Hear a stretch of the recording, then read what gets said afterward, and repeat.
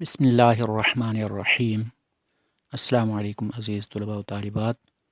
لسان القرآن عربی گرامر کورس کے ایک اور سبق کے ساتھ محمد اقبال آپ کی خدمت میں حاضر ہے۔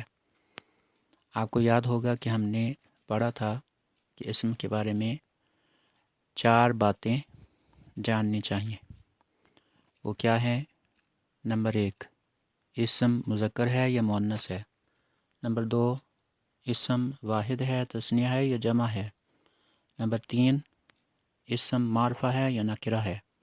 اور نمبر 4، اسم کا اعراب کیا ہے۔ تو ہم نے پہلی 3 باتوں سے متعلق پہلے پڑھا ہے، اور آج ہم چوتھی بات سے متعلق پڑھنے جا رہے ہیں، اور وہ ہے اعراب۔ اعراب کا لفظی و اصطلاحی معنی ہم یہاں پر پڑھنے کی کوشش کریں گے۔ اعراب کے لفظی معنی ہیں عربی بنانا، واضح کرنا، ابہام کی خرابی دور کرنا۔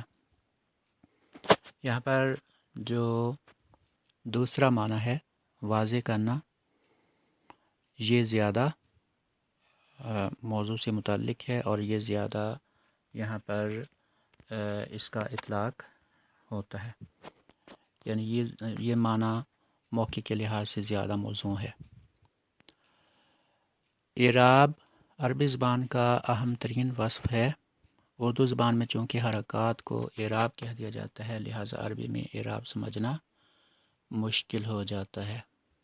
عربی جملے میں جو بھی اسم ہوتا ہے اس کا کوئی نہ کوئی اعراب ضرور ہوتا ہے۔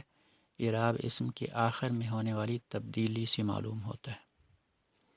سب سے پہلے ہم نے یہ پڑھا کہ اعراب کے لفظی معنی کیا ہے، تو اس میں نے ایک معنی آپ کو بتایا ہے جو زیادہ موزوں ہے یہاں پر، وہ ہے واضح کرنا۔ اور اس کا اصطلاحی معنی کیا ہے؟ اصطلاحی معنی اس کا ہے اسم کے آخر میں ہونے والی تبدیلی۔ اعراب 3 طرح کا ہوتا ہے: رفع، نصب، جر۔ یعنی اسم کے آخر میں جو تبدیلیاں ہوتی ہیں وہ 3 طرح کی ہوتی ہیں: رفع، نصب اور جر۔ جس اسم کے ساتھ رفع ہوتا ہے اس کو مرفوع کہتے ہیں۔ یعنی اعراب کے اعتبار سے اسم 3 طرح کا ہوتا ہے۔ جس اسم کے ساتھ رفع ہوتا ہے اس کو مرفوع کہتے ہیں، جس کے ساتھ نصب ہوتا ہے اس کو منصوب کہتے ہیں، اور جس کے ساتھ جر ہوتی ہے یا جس پر جر ہوتی ہے اس کو مجرور کہتے ہیں۔ عربی جملے میں اسم ان 3 صورتوں میں ہی استعمال ہو سکتا ہے، چوتھی کوئی صورت نہیں ہوتی۔ ان تینوں صورتوں میں استعمال ہونے کی مختلف وجوہات ہوتی ہیں جو جملے میں استعمال کرتے وقت تفصیل سے پڑھی جائیں گی۔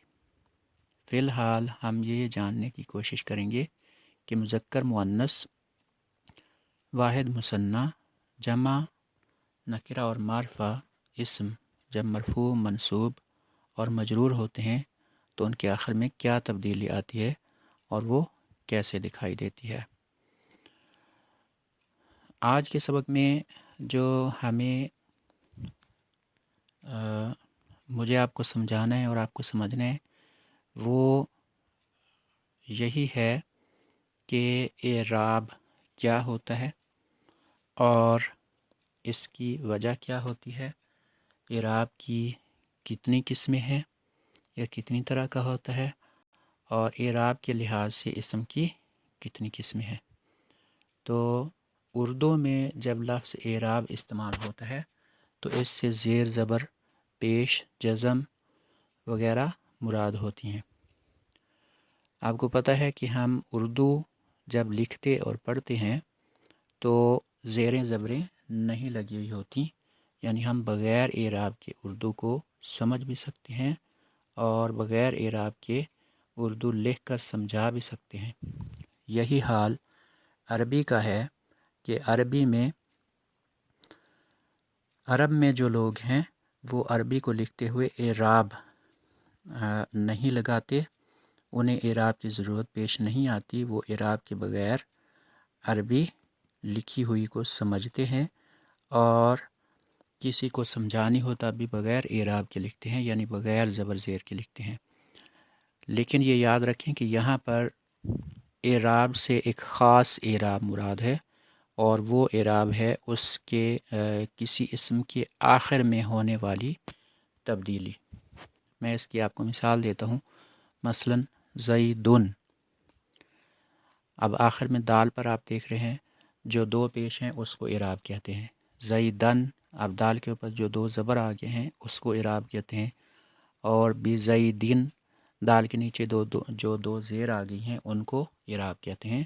باقی جو زا کے اوپر زبر ہے یا کے اوپر جزم ہے اس کو اعراب نہیں کہیں گے، یعنی یہاں پر اعراب سے مراد کسی اسم کے آخر میں ہونے والی تبدیلی ہے۔ وہ زبر زیر پیش کی وجہ سے بھی ہو سکتی ہے، وہ کسی اور طرح سے بھی ہو سکتی ہے، جس کی تفصیل آگے متوقع ہے، یعنی توقع ہے کہ آگے یہ تفصیل آئے گی۔ تو میں نے آپ کے سامنے جو 3 مثالیں دی ہیں ان میں زیدن میں رفع ہے، زیدن میں نصب ہے، اور بزیدن میں جر ہے، اور یہ آپ نے دیکھا کہ یہ اسم کے آخر میں ہونے والی تبدیلی ہے، اور یہ زیروں زبروں کے ساتھ ہے۔ کچھ قسموں کے اعراب جو ہوتے ہیں وہ زیروں زبروں کے ساتھ نہیں ہوتے، وہ اور طرح کے ہوتے ہیں۔ مثلا مسلمون، مسلمین، مسلمانی، مسلمین، ان میں آپ جو تبدیلیاں دیکھ رہے ہیں یہ وہ زیروں زبروں والی تبدیلیاں نہیں ہیں۔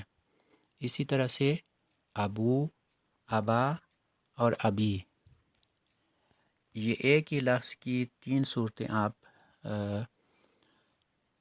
سامنے رکھیں تو ان میں جو اعراب ہے وہ زیر زبر پیش کے ساتھ نہیں ہے، دوسری طرح کا اعراب ہے۔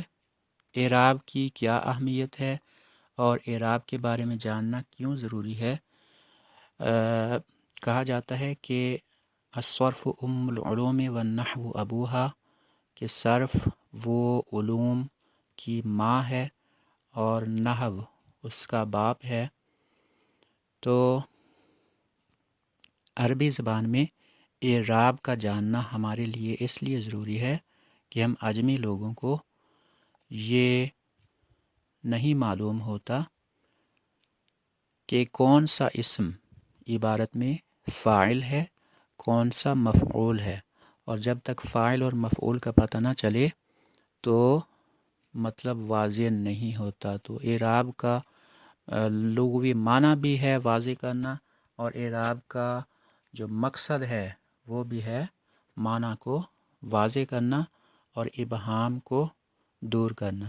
مثلاً کی تین قسمیں ہیں، رفع، نصب، جر، اور اس لحاظ سے اسم کی 3 قسمیں ہیں، مرفوع، منصوب، مجرور۔